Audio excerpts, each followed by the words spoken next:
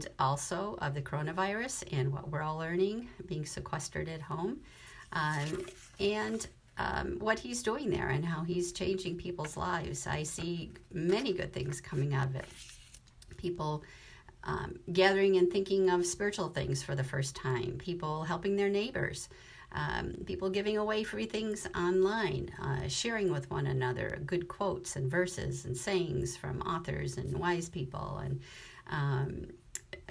as I mentioned, putting together materials for those that are homeschooling for the first time in their families, not knowing what to do and finding it very frustrating at home. So there's that good thing, so many good things coming out of that, to help others and to look outside of ourselves.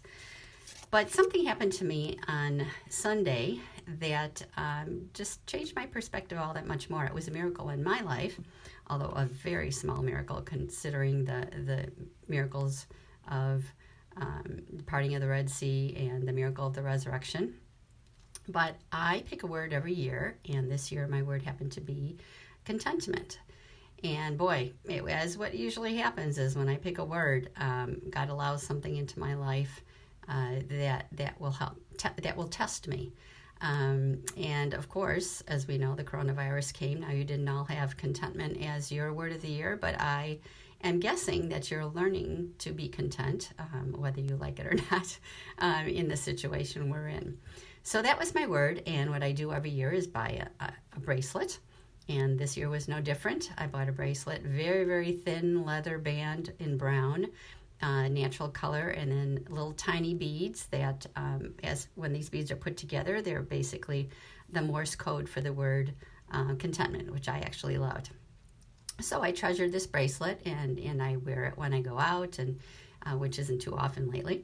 But it reminds me to be content in all situations. So what happened was on Sunday after dinner, after watching our church service online and having breaking of bread, we went out, my husband and I, to the backyard to rake leaves. And I had 2 or 3 layers on at that time. I did have my bracelet on, which I usually take off, but I had forgotten about it. And we proceeded to put grass seed in and rake up leaves in half the backyard. And a couple of times I think I had taken off my gloves and put another pair on and didn't even think about it until I came home at night and was changing and realized that my bracelet was gone. And I was just devastated. I thought, oh my goodness, what happened? And then I'm recounting all the things. Oh, okay, I took my gloves off there and I did this here, and maybe it's in my coat. So I checked my coat because when my coat sleeves are really tight. And so I checked in my coat. I checked in my good clothes that I put on for our in-house church service, for my going outside to rake leaves clothes. I had on a turtleneck and pulling that off. I thought maybe I pulled it off my arms. Checked everywhere. I went back into the yard and checked. And the next day I checked again, and by that afternoon my husband had already cleared off all the leaves in our backyard and put it in bags and put it out for the garbage men.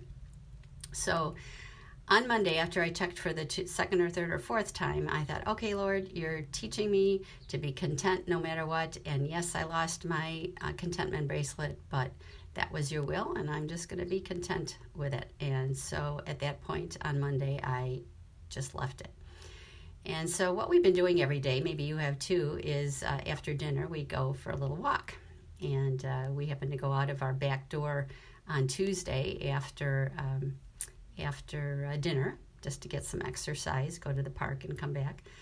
And as we're walking outside, my daughter bends down and says, oh, look at this. And we're walking out of the house and towards the front of the house on a walk that, yes, we cleared leaves, but was not big piles of leaves or anything like that, but everything was cleared. And she said, look at this, Mom. And she picked up my bracelet. And you can see how thin it is and how that would have gotten lost at in a bunch of leaves. It actually looks like a leaf branch or twig, and it's the same color. I mean, it was impossible. And I said, oh my goodness, thank the Lord. This is a true miracle, and I have to share this, which is why I'm on today. So it's a miracle for a number of reasons. One, I checked 2, 3, 4 times for this bracelet. I had checked in 3 or 4 different places. I even looked in the shrubbery. I did everything I could, and of course everything was cleared off, all the leaves, and they were all in bags, and I thought, well, it's probably sitting in the bottom of a bag. But the fact that it was on our walk on the way out of the house, on the sidewalk, where there were no leaves, and it was smack in the middle of the sidewalk, which to me shows somebody put it there. And I don't think it was our neighbors. Usually our neighbor would knock on the door and mention it. I think God put it there. And you may not believe in miracles, but I do. Things like this have happened to me a number of times, and I'm just thankful. And I thought, you know, Lord, if you can work the miracle of the contentment bracelet, then you can do all kinds of things during this coronavirus, in my life, and of course, his biggest miracle was raising from the dead on Easter Sunday. So it kind of renewed my faith in not that I was doubting God, but just encouraged me again to trust him for no matter what happens in our lives, that he's got everything under control. And hopefully I won't lose this bracelet again, and I will put it on my wrist and remember to be content in all things, regardless of when this whole stay-at-home order is over and the virus is gone. Only God knows, but that I trust him and work within the sphere I'm in to encourage others. And I hope this has been an encouragement to you. I would love to hear your thoughts down below, how you're coping with the virus, and